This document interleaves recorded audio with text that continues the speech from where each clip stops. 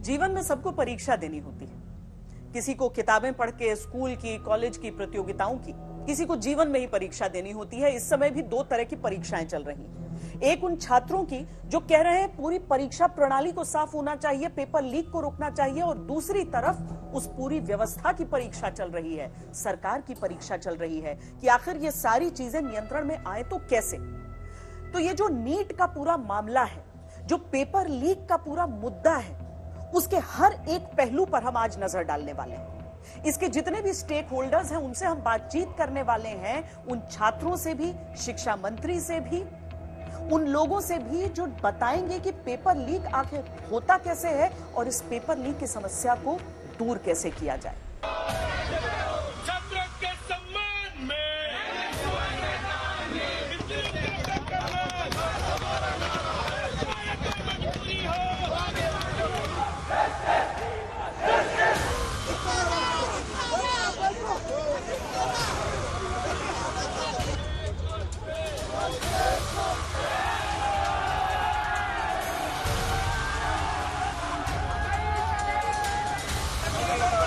Paper leak मामले में देश उबल रहा है। परीक्षा में गड़बड़ियों को लेकर कई मोर्चे खुले हैं। सड़कों पर प्रदर्शन, सियासत में बहस, सोशल मीडिया में कैंपेन और सर्वोच्च न्यायालय में कानूनी लड़ाई। पेपर लीक का मुद्दा विकराल रूप धारण करता जा रहा है।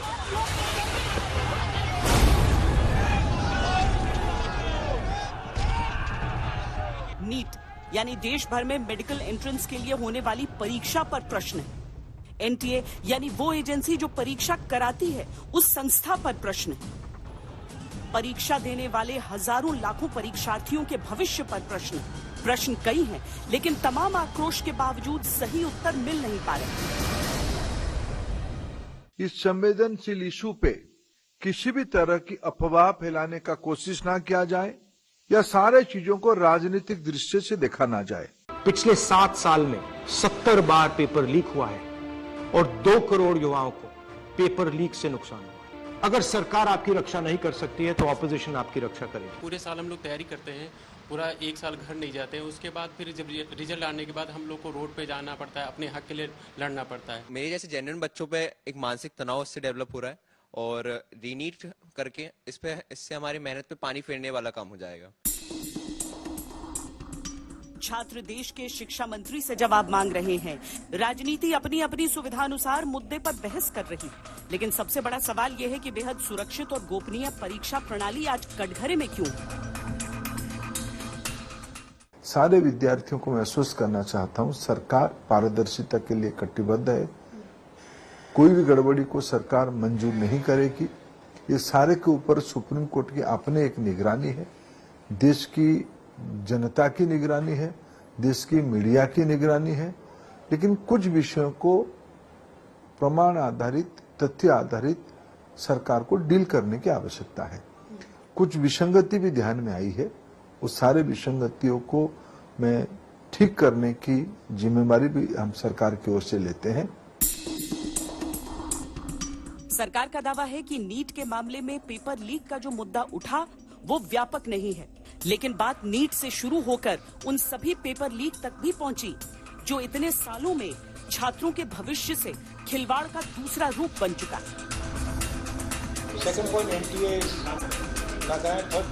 विपक्ष का आरोप है कि नेट परीक्षा रद्द की तो सरकार ने तुरंत सीबीआई को जांच सौंप दी। नीट मामले में ऐसा क्यों नहीं हुआ?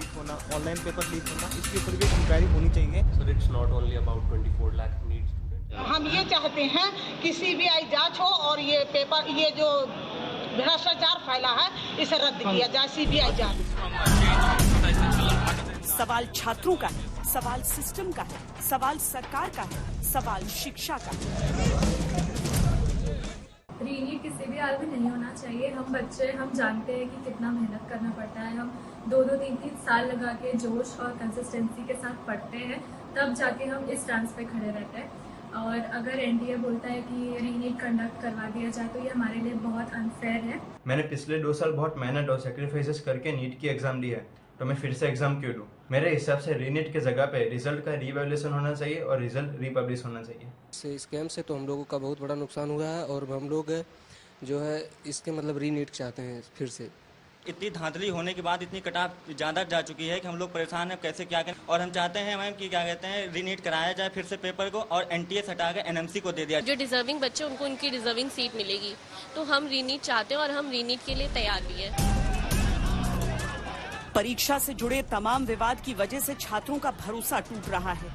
उनका विश्वास परीक्षा प्रणाली पर डगमगा रहा है।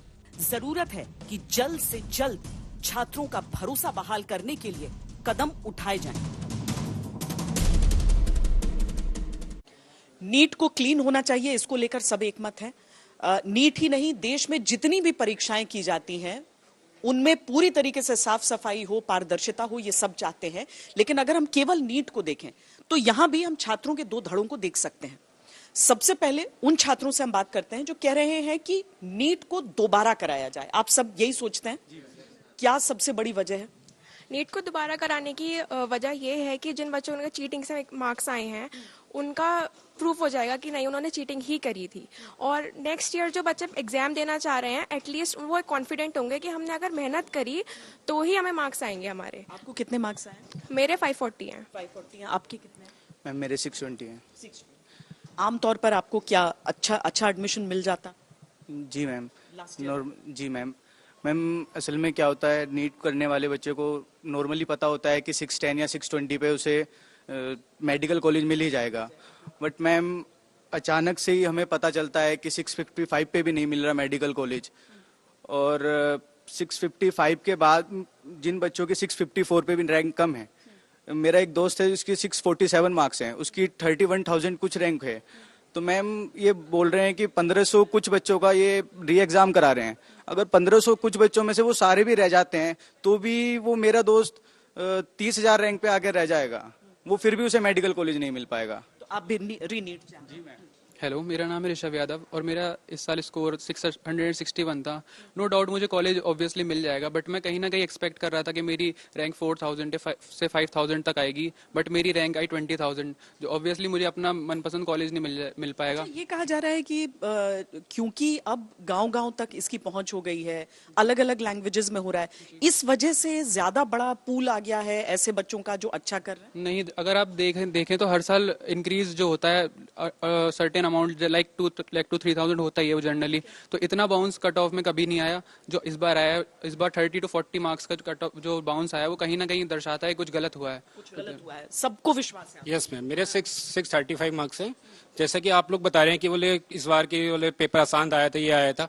लास्ट ईयर भी पेपर ऑलमोस्ट नॉर्मल ही था, और अगर आसान पेपर आना था तो 620 से 720 लास्ट ईयर जो सेम था वो 23,000 रैंक पे था कुछ, इस साल 58,000 पे।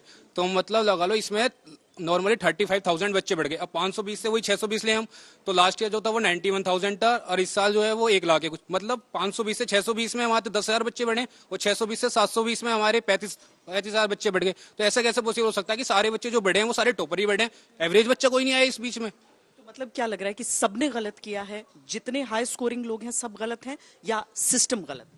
सिस्टम ही गलत है। मतलब जो अब तक हम चाहते थे कि हमें एम्स या ड्रीम कॉलेज पाने के लिए 720 लाके हमें पक्का गारंटेड मिलेगा एम्स कॉलेज, लेकिन अब 720 से भी जब इतनी सारी रैंक आएगी तो हमें तो मतलब एम्स मिलेगा ही नहीं।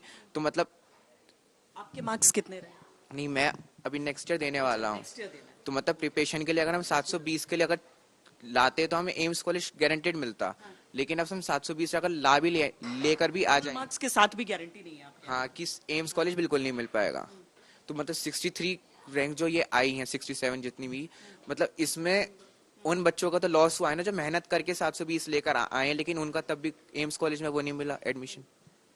मैम एनटीए बार बार बोलता है कि अरे ग्रेस मार्क्स की वजह से बच्चों का ये 720 जैसे नंबर आए हैं, ठीक है 720 मान लेते तो 700 ग्रेस मार्क्स की वजह से 1500 बच्चों का हमारे तो ग्रेस मार्क्स है। उसमें भी हमारी प्रिंसिपल हमने जिस स्कूल में आया था 7 बच्चों का टॉपर आया था, उन्होंने साफ साफ बोल दिया कि वहाँ पे कोई पेपर मतलब ऐसे कि कोई टाइम का लॉस वगैरह नहीं हुआ है। और ये जो बोल रहे हैं कि बोले ये बच्चे हाई कोर्ट गए तो इन बच्चों को क्या पहले से ट्रेनिंग दी गई थी कि हाई कोर्ट जाना तुम्हें पेपर देना? जब ऑलमोस्ट सीसीटीवी में कैमरे में कैद है, प्रिंसिपल हम जिस स्कूल की थी उन्होंने बोल रखा है कि वहाँ पे कोई टाइम लॉस नहीं हुआ, तो फिर इनको किस बेसिस पर ग्रेस मार्क्स दिए गए? मान लिया ग्रेस मार्क्स हटा दिए गए तो अब वापिस से उन्हीं 1500 बच्चों को रीनीट कराने, तो हम लोग जैसे हम लोग गाँव देहात से है तो हम लोग तो कहीं जा नहीं पाए। कितने मार्क्स आए? मेरे 635 मार्क्स आए हैं। मुझे नॉर्मली ओबीसी में 605 या 7 पे कॉलेज मिल गया था लास्ट ईयर, 10 चला जाता 620, 25, 30, 35 तक मान ले, तब भी मुझे कोई ना कोई कॉलेज मिला था। इस बार मुझे कोई कॉलेज नहीं मिला, एक अच्छा बीडीएस कॉलेज नहीं मिला, एमबीबीएस तो छोड़ो आप। Ma'am the thing is that ma'am हमने अपनी मेहनत की, हमने अपना पार्ट किया, तो क्या एनटीए की जिम्मेदारी नहीं बनती कि उसको ये पेपर जो है पारदर्शिता से कराना चाहिए, बिल्कुल बिना किसी करप्शन के? तो ये कहीं ना कहीं मतलब जवाबदेही नहीं है बिल्कुल भी एनटीए की तरफ से। मैम अगर क्लियर चिट मिल जाती है तो नेक्स्ट ईयर वाले जो अपीयर होंगे उनका वो तो बिल्कुल सेफ नहीं है। वो तो सोचेंगे, मैं खुद नेक्स्ट ईयर के लिए ड्रॉप लेने का सोचा तो मैं ये सोच रही थी लेना ये नहीं लेना चाहिए, क्योंकि हमारा कितने भी मेहनत कर ले कॉलेज तो मिलेगा नहीं, क्योंकि हर कोई 720 स्कोर नहीं कर सकता। ह्यूमन एरर नाम की भी चीज होती है। सबसे अहम होता है शिक्षा व्यवस्था में विश्वास।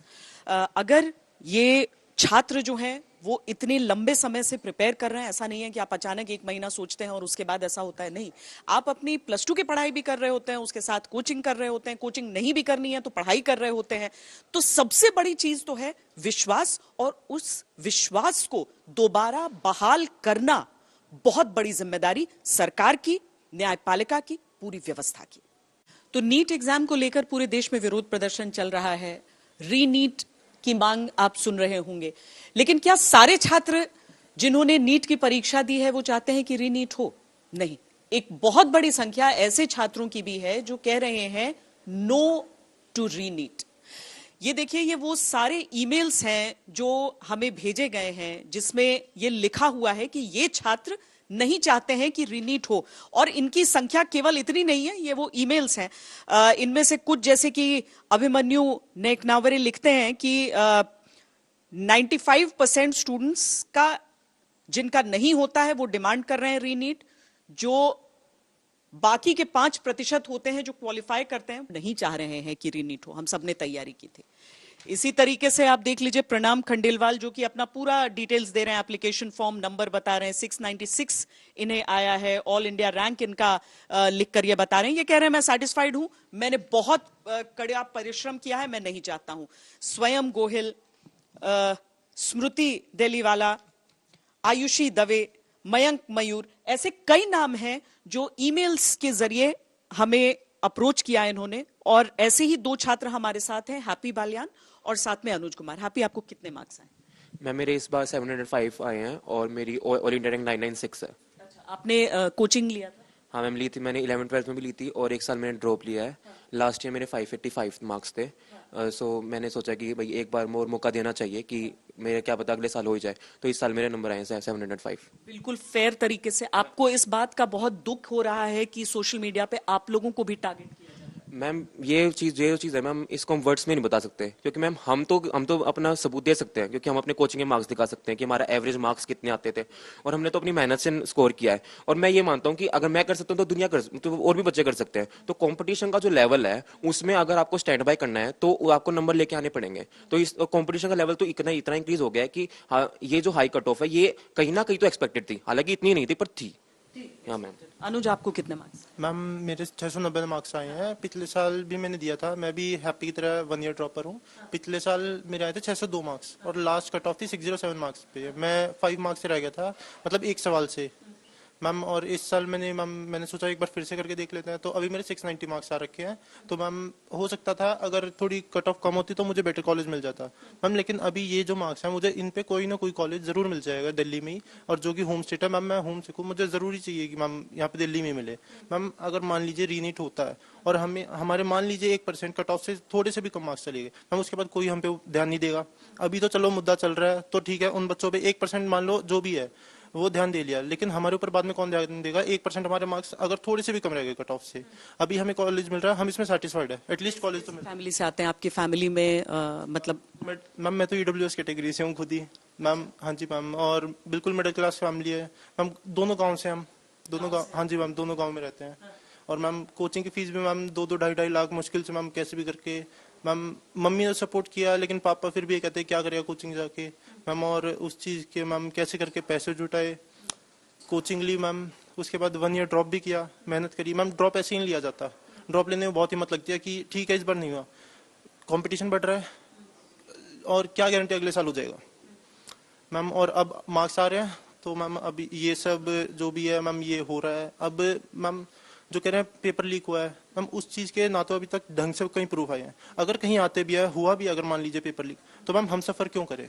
हमने तो अपनी मेहनत करी है। तरीके से दिया है आपका भी फैमिली बैकग्राउंड वैसे? मैं तो बिल्कुल गांव से आता हूं और लास्ट ईयर पता है जैसे मेरे 585 मार्क्स आए तो मैंने सोचा कि भाई मुझसे और नहीं पढ़ा जाएगा। मैं क्या करता हूं कि मैं कॉलेज में एडमिशन लेता हूं तो मैं सोचा कि भाई अगर उसमें लेंगे प्राइवेट में लेंगे तो 1 करोड़ फीस भरनी है। तो मैं कह रहा कि भाई दादा से कि भाई जमीन बेच दो बेशक से, पर वो बोले कि भाई ऐसे थोड़ा बेची जाती है, बस एक बार वो ट्राई कर ले। तो हिम्मत करी। मेरे पापा तो DTC में है और ड्राइवर हैं तो और जैसे भी जो भी फीस भरी है ना पापा को तो विश्वास भी नहीं था कि मैं 705 नंबर लेके भी आ सकता हूँ। मम्मी ने ही सपोर्ट किया और गांव के बैकग्राउंड से आकर हमारे गांव में आज तक मेरे ख्याल से एक ही बच्चा है जिसने सरकारी से कॉलेज और मेरे तो 700+ आ गए। तो बिल्कुल है ना, रोना आ जाता है कि भाई ऐसा क्या हो रहा है। भाई हमने मेहनत से नंबर लेके आए पर फिर भी ऐसा सोशल मीडिया पे तो सिर्फ नेगेटिविटी है। मान लो हम कुछ लिख देते हैं ना #NoRead तो बच्चे क्या कहते हैं, भाई असली स्पैमर्स तो तुम लोग हो कि भाई तुम लोग हो जिसने चीटिंग से नंबर लेके आए। उम्र क्या है? मैम मेरी 18 ईयर्स है। आप कितने साल? Ma'am 18 only. 18 साल के बच्चे हैं, 17-18 साल के हैं। तैयारियां इनकी 15 साल की उम्र से शुरू हो गई थी। इनका क्या कसूर? ये कहते हैं पारदर्शिता रहे एक परीक्षा प्रणाली में, लेकिन कोई भी ऐसा ना हो जिसके साथ कुछ गलत हो। और ये जो छात्र हैं जिनकी संख्या हजारों में है, जो वो रैंक लेकर आ पाए हैं, जिन्हें अच्छा एडमिशन मिल सकता है, ये सब कह रहे हैं no to re NEET. As a student मैं जानता हूँ कि 2 साल मेहनत करके एक नीट जैसा कॉम्पिटिटिव एग्जाम देना कितना मुश्किल होता है। रीनीट कंडक्ट करना इंडिया के लिए इतना वायबल नहीं रहेगा क्योंकि बहुत सारे स्टूडेंट्स हैं, 25 लाख लोगों ने दिया है एग्जाम। अगर पेपर लीक का मामला लोकलाइज्ड है तो सिर्फ उन्हीं बच्चों का पेपर लिया गया जिन्हें 4 मई को पेपर मिला था, जिन बच्चों से 4 मई को आंसर्स रटवाए गए थे। क्योंकि मेहनत हम सभी बच्चों ने की थी, किसी ने 2 साल की मेहनत की थी तो किसी ने 3 साल की। मैंने भी मेहनत किया था 2 साल, इस साल मेरा जाके नीट निकला है। नीट को लेकर बवाल मचा हुआ था, उसी बीच UGC नेट की परीक्षा को लेकर भी बवाल मच गया और ये बात सामने आई कि वहां पेपर लीक की गुंजाइश थी, इसीलिए उस पेपर को रद्द कर दिया गया था। लेकिन जब हमने पूरी पड़ताल की तो पाया कि पिछले 7 सालों में 70 ऐसी परीक्षाएं हैं जहां पर पेपर लीक हुआ। अब अलग अलग राज्यों के ऊपर भी अगर हम नजर डालते हैं तो इसमें सबसे ज्यादा जो गड़बड़ झाला है वो राजस्थान में होता है। और जब हम राजस्थान की बात करते हैं ना तो आप 5-5 साल में बदलती हुई सरकारों वाले राज्य में सीधे तौर पर राजनीतिक पार्टियां एक दूसरे की तरफ उंगलियां उठाने लगती हैं। इसके अलावा देखिए उत्तर प्रदेश, मध्य प्रदेश, तेलंगाना, गुजरात, ये वो राज्य हैं जहां से पेपर लीक की कई केसेस सामने आए हैं। अब ये पेपर लीक की समस्या हो कहां रही है? अगर आपको लग रहा है कि केवल भर्ती परीक्षा में पेपर लीक की समस्या आ रही है तो ऐसा नहीं है। 10वीं 12वीं के भी पेपर लीक हो रहे हैं। बिहार का उदाहरण देखिए, 6 बार 10वीं का पेपर वहां लीक हो चुका है और 7 साल की अवधि में ही पश्चिम बंगाल में 10वीं का पेपर 10 बार लीक हो चुका है। जहां तक तमिलनाडु का सवाल है तो 2022 में 10वीं और 12वीं दोनों का पेपर लीक हुआ था। यानी एक ऐसी समस्या की हम बात कर रहे हैं जो राष्ट्रव्यापी है और जिसका समाधान भी अगर निकालना होगा तो राष्ट्रव्यापी ही निकालना होगा। जिन स्टूडेंट्स से मैंने बातचीत की और जो ये डेटा हमारे सामने आया, उन सब को लेकर मैं शिक्षा मंत्री के पास भी इन सवालों के साथ पहुंची। राजनीति से परे देश के भविष्य की बात है और इसीलिए जब हम आपसे पहला प्रश्न ये रखते हैं कि नीट विवाद में अभी तक सर पता क्या क्या चल पाया है सरकार को? देखिए, नीट में जब 5 मई को परीक्षा हुआ और आज तक 2 प्रमुख विषय सामने आई है। कुछ जगह पे गड़बड़ियों की बात आई है, कुछ जगह पे समय कम मिलने के कारण विद्यार्थियों में, स्टूडेंट्स में एक आक्रोश था। वो लोग कोर्ट पहुंचे, कोर्ट ने उनके ऊपर कुछ सुझाव दिया। NTA ने एक फॉर्मूला उनके लिए बनाई, उस पर कुछ ग्रेस मार्किंग की व्यवस्था की गई। जो ग्रेस मार्किंग NTA की या पुरानी इस प्रकार की परीक्षा में नहीं था, लेकिन ऐसे एक व्यवस्था बनाई गई। उसके ऊपर भी कुछ स्टूडेंट फिर कोर्ट गए। फिर कोर्ट की दखल से, कोर्ट की हस्तक्षेप से एक सरकार को कहा गया, NTA को कहा गया कि आप उसमें से एक विकल्प मॉडल लेके आओ। फिर बहुत सोच समझ के पुनः परीक्षा, जो 1563 छात्र जिनको कम समय मिला, इसे उन्होंने एक ग्रीवांस रिड्यूसल कमेटी के सामने बात रखे थे, ऐसे विद्यार्थियों को री एग्जामिनेशन का कोर्ट ने एक आदेश दिया। 23 को उनकी री एग्जामिनेशन होने वाला है। उसके अलावा फिर एक विषय आई, एक दो जगह पे क्वेश्चन पेपर के लिए लेके एक विसंगति ध्यान में आया कि पहले कुछ मिल गया क्या, थोड़ा कुछ लोगों के हाथ में चला गया क्या। सर्वोपरि हमारे ऊपर एक जवाबदेही है।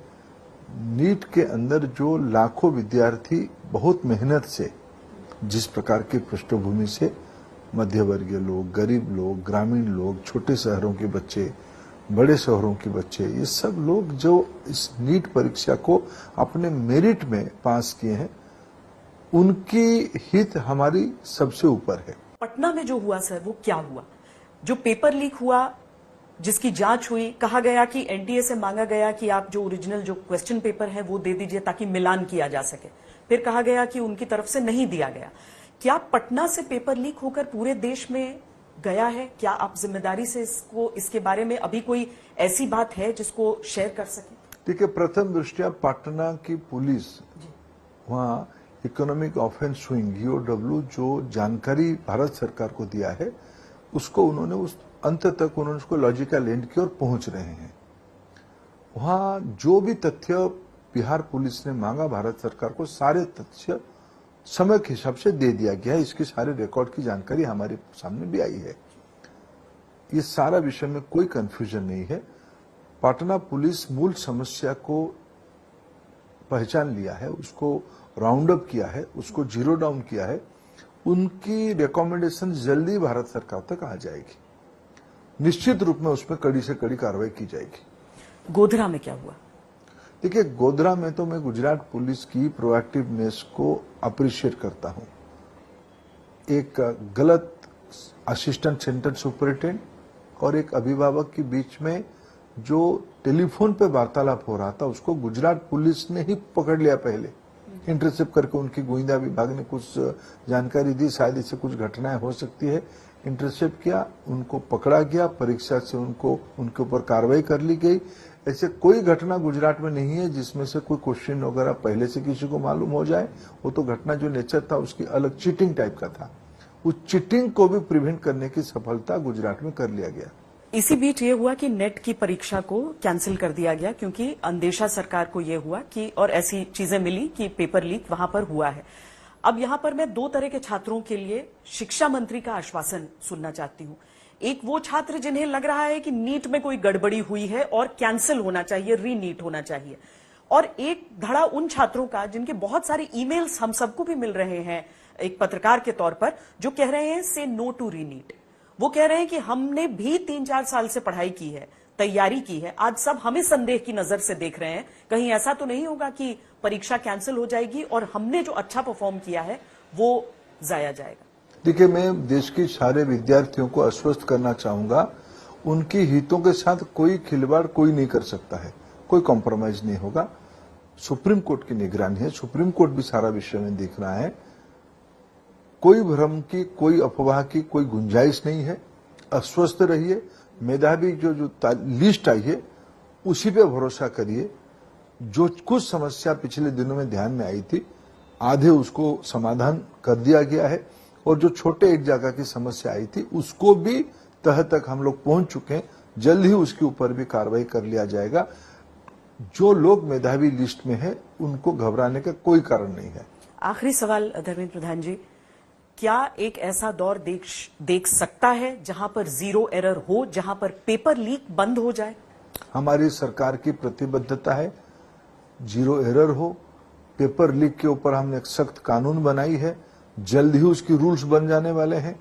चुनाव की व्यस्तता के कारण वो थोड़ा नहीं बन पाई होगी, लेकिन इस बीच में मैंने जितना जानकारी लिया है, लॉ डिपार्टमेंट ने उसकी कानून को रूल्स रेगुलेशन में कन्वर्ट कर चुकी होगी। इस बीच में हम पूरा आश्वस्त करते हैं, इस प्रकार के गुनाह में संश्लिष्ट लोगों को किसी को भी छोड़ा नहीं जाएगा। बड़े बड़े गिरोह है, रसूखदार लोग उसके पीछे हैं, बड़े बड़े लॉबी उसके साथ काम करते हैं। हमारी प्रतिबद्धता देश की गरीब, मध्यवर्गीय, सामान्य लोगों की बच्चे जिनके पास मेधा अकूत है, उनको अपॉर्चुनिटी देने की, जीरो एरर, बिना माल प्रैक्टिसेस की दायित्व सरकार की निश्चित बनती है, उसकी जिम्मेवारी हम लेते हैं। छात्रों के जीवन से खिलवाड़ यानी देश के भविष्य के साथ खिलवाड़। ये पेपर लीक होता कैसे है, ये समझने के लिए चलिए हम बात करते हैं दिल्ली के पूर्व डीसीपी रह चुके एलएन राव जी से। बहुत स्वागत है सर आपका। बहुत सारे मामले आपने पेपर लीक के सॉल्व किए हैं, पर कैसे होता है ये पेपर लीक? देखिए, जांच करना एक बड़ा साइंटिफिक तरीके से जांच होती है इसमें, क्योंकि जब भी कोई पेपर लीक होता है तो वो पेपर कहां से बना था, कौन उसने पेपर सेट किया था, क्वेश्चन क्या थे, आंसर शीट बनती है। तो इस प्रकार से जब भी कोई क्वेश्चन बनता है किसी इस प्रकार से इंडियन लेवल एग्जामिनेशन का, वो कोई एक एजेंसी उसको हैंडल करती है। जैसे इसमें एनटीए उसने हैंडल किया हुआ है, नेशनल टेस्टिंग अथॉरिटी। तो उन्होंने जैसे किया है, इसी प्रकार से जो भी कोई एजेंसी को डिप्यूट किया जाता है उसको पेपर को प्रिंट करना, पेपर बनाना, पेपर सेट करना जिसे बोलते हैं, तो उससे पता किया जाता है कि ये पेपर कितने पेपर बने थे और कैसे उनकी डिस्ट्रीब्यूशन हुई थी और कहाँ से कोई उसकी एक्स्ट्रा की गई कि नहीं की गई, और जहां पर पेपर बना था उसकी सीसीटीवी फुटेज और ये सारा चीज इकट्ठा किया जाता है। तभी ये मालूम होता है कि ये पेपर लीक हुआ है तो कैसे हुआ है। तो सर, ये जो भी ये माफिया है, जो भी ये लोग जुड़े हुए हैं पेपर लीक से, क्या ये इतने ताकतवर होते हैं कि ये पकड़ में नहीं आ सकते? क्यों बार बार ऐसा होता है कि पेपर लीक होते जा रहा है? कितने रसूखदार हैं ये लोग? देखो, एजुकेशन माफिया, मैं आपको एक बात से बता दूं तो आपने कभी सुना होगा कि कोटा में बहुत बड़ा हब है एजुकेशन कोचिंग सेंटर्स का। एजुकेशन माफिया का मतलब है कि जो आदमी एजुकेशन देता है, इस प्रकार से हब बने हुए हैं सेंटर। जैसे आपके दिल्ली में भी बहुत से ऐसे कोचिंग इंस्टीट्यूट्स हैं और वो लोगों को कोचिंग देते हैं, मतलब बच्चों को, स्टूडेंट्स को कोचिंग देने का काम करते हैं। और वहीं पे कोचिंग देते देते उनके अगर कोई कांटेक्ट बन जाते हैं किसी टेस्टिंग एजेंसी से या किसी ऐसे एजेंसी जिनको पेपर सेट करने की जिम्मेवारी दी जाती है, उनसे कहीं ना कहीं लिंक अगर मिल जाते हैं तो वो लोग इसको लीक करवाने के लिए कोशिश करते हैं, ताकि नंबर दो बातों की इसलिए उसमें होता है कि एक तो उनकी जो एजुकेशन संस्था है, जो कोचिंग संस्था है, उनका नाम होगा कि देखिए हमारे यहाँ से कितने बच्चे पास हुए हैं। दूसरा, इसमें मॉनेटरी गेन है, जैसे मैंने बताया कि पैसे का बहुत लेन देन और पैसे का बड़ा खेल होता है। तो इसलिए एजुकेशन माफिया बन जाते हैं। माफिया का मतलब ये है कि कोई आदमी किसी की जो टेस्टिंग एजेंसी है या कोई एजेंसी ऐसी है जो कि पेपर सेटिंग करता है, उनके साथ मिली भगत करने के बाद में उस पेपर के बारे में जानकारी किसी तरह से मिल जाती है और उस जानकारी को वो मार्केट में बेचने की कोशिश करते हैं। और उस बेचने में बहुत से कई, जैसे मैंने बताया, लाखों हजारों कई लाखों का खेल होता है, इवन करोड़ों तक पहुंच जाता है, क्योंकि ऑल ओवर इंडिया बेसिस पे सारे एग्जाम होते हैं। जिस आदमी के पास अगर वो पेपर का लिंक मिल जाता है या पेपर पहुंच जाता है तो उसको आउट करने के लिए या उसको बताने के लिए, सिखाने के लिए काफी लाखों रुपया वो इकट्ठा कर सकता है। तो इस प्रकार से एक माफिया का काम करते हैं। और माफिया का मतलब ये है कि एक आदमी इसमें शामिल नहीं होता है, इसमें बहुत से आदमी, एक चेन से चेन जुड़ी होती है। जहां से पेपर लीक होता है वहां से हर आदमी, तो जहां लीक करने वाला आदमी है वो तो किसी स्टूडेंट्स के कॉन्टेक्ट में नहीं होता है, उसके नीचे कोई आदमी होते हैं वो कॉन्टेक्ट में होते हैं, फिर वो उससे नीचे जो एजुकेशन या कोचिंग देते हैं उनके किसी आदमी से अगर संपर्क बन जाते हैं तो एक्चुअली जो कैंडिडेट्स हैं उन तक वो पेपर पहुंचता है और इसी प्रकार से वो माफिया कहलाते हैं। राव साहब, बड़ी बात आपने कही है कि किसी भी तरीके से अगर हमें पेपर लीक रोकना है तो इस नेक्सस को तोड़ना होगा। धन्यवाद आपका, क्योंकि देश में शिक्षा व्यवस्था सवालों में घिरी हुई है। बहुत कहा जाता है कि कानून की जरूरत है, मजबूत कानून की जरूरत है। विश्वास को मजबूत करना है तो उसके लिए मजबूत कानून हम उत्तर प्रदेश की योगी सरकार एक लेकर आई है, वो हम आपको बताते हैं। पेपर लीक को रोकने, सॉल्वर गैंग पर लगाम लगाने के लिए एक नए कानून के आने की बात कही जा रही है वहां पर। अब इसमें क्या क्या है, तो नया जो कानून होगा उसमें पेपर लीक और सॉल्वर गैंग जैसी गतिविधियों में शामिल लोगों के खिलाफ सख्त से सख्त कार्रवाई का प्रावधान होगा। भारी जुर्माना, बुलडोजर कार्रवाई, जेल भी शामिल है।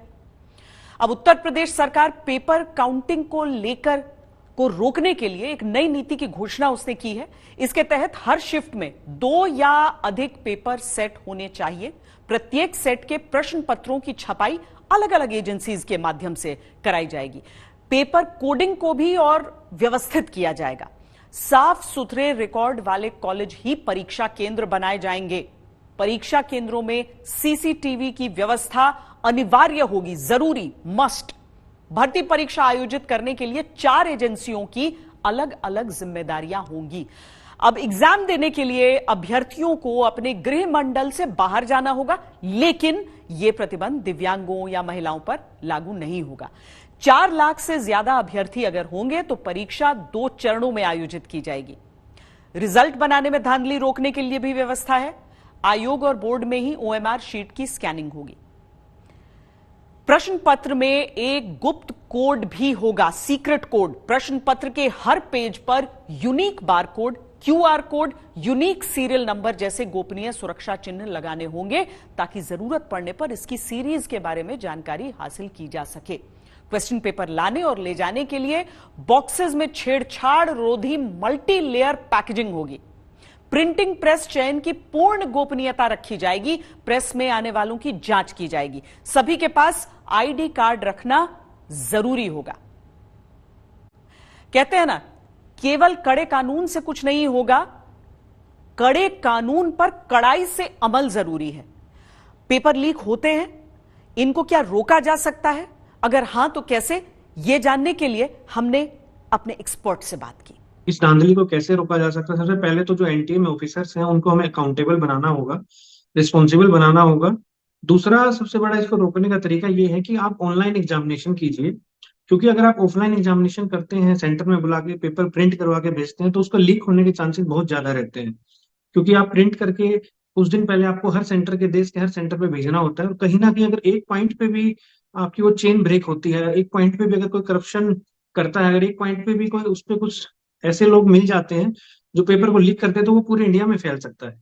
अगर हम ऑनलाइन तरीके से पेपर कराएंगे, कंप्यूटर सेंटर्स पे हम बुला के पेपर लेंगे, तो काफी हद तक हम इसको रोक सकते हैं। क्योंकि कंप्यूटर सेंटर्स के थ्रू अगर हम लेंगे तो वो ID पासवर्ड के बाद ही पेपर खुलता है। पीछे से अप्रूवल जब तक नहीं आती तब तक वो पेपर उसमें नहीं ओपन होता है। तो सबसे पहली चीज तो ये है। और दूसरा, अगर आप ऑनलाइन पेपर लेते हैं तो उसमें रेंडमाइजेशन होता है। जैसे क्वेश्चन नंबर 1 होगा तो किसी और का वो क्वेश्चन नंबर 5वां होगा, किसी और का वो क्वेश्चन नंबर 10 होगा। तो आप इसमें चीटिंग के चांसेस भी बहुत हद तक कम हो सकते हैं।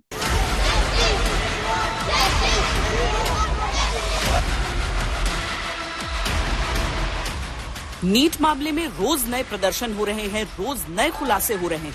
इस बीच सरकार ने एंटी पेपर लीक कानून लागू कर दिया। नए कानून में पेपर लीक के दोषियों को 3 साल से 10 साल तक की सजा और 10 लाख से 1 करोड़ रुपए तक जुर्माने का प्रावधान रखा गया है। इस कानून के दायरे में UPSC, SSC, रेलवे, बैंकिंग और NTA की तरफ से आयोजित सभी परीक्षाएं आएंगी। सवाल सिर्फ नीट का और नेट का नहीं है। बड़ा सवाल यह है कि 77 साल हो गए इस देश को आजाद हुए, और लगातार जो मिडिल क्लास है, जो एजुकेटेड क्लास है, उसके पास एक ही भविष्य की किरण है कि इन कॉम्पिटिटिव एग्जाम्स को क्लियर करके उनके बच्चे भविष्य बनाएं। उनको लगातार धोखा मिला है। और 4 जून को इन बच्चों का रिजल्ट आया, 4 जून को आप लोग का भी रिजल्ट आया। अगर ये बच्चे हारे हुए फील कर रहे हैं तो आप में से भी कोई नहीं जीता है, आप सब हारे हैं। क्योंकि इस देश में 70% जो यूथ है 35 ईयर से कम एज का है। सरकार ने 7 सदस्यीय हाई लेवल कमेटी भी गठित की है, जो परीक्षा प्रक्रिया में सुधार की रिपोर्ट सरकार को भेजेगी। हालांकि जानकारों के अनुसार कुछ और व्यावहारिक उपाय हैं जो किए जा सकते हैं। परीक्षा आयोग के पास अपनी प्रिंटिंग प्रेस हो या पेपर की सॉफ्ट कॉपी, कोड लॉक के माध्यम से 1 घंटा पहले सीधे परीक्षा केंद्र पर भेजी जाए।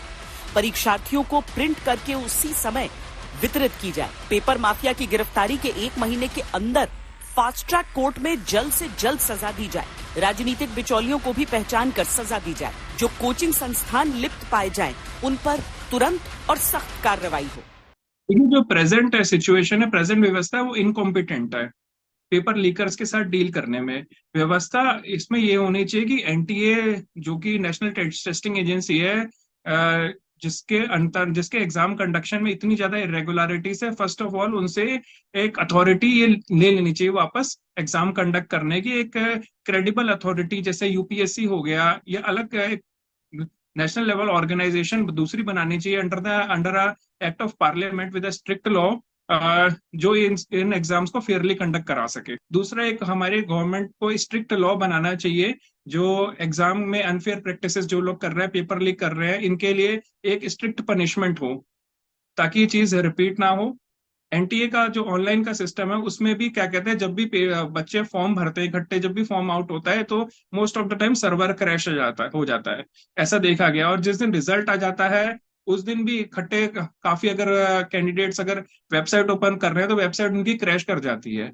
इट मीन्स एनटीए अगर हैंडल ही नहीं कर पा रहा है इस एग्जाम को, तो एनटीए से अथॉरिटी ले लेनी चाहिए। जब आप रीथिंक करिए कि समय बदलते हुए समय के साथ में, स्पेशली जबकि टेक्नोलॉजी अवेलेबल है, ना आपको कोई पेपर प्रिंट कराना है, ना और कोई इसमें लीकेज की चांसेस हैं, तो आप यदि वेस्ट को देखेंगे तो उनका सारा सिस्टम जो है वो सॉफ्टवेयर बेस्ड है और उसको हैक करना नेक्स्ट टू इम्पॉसिबल है।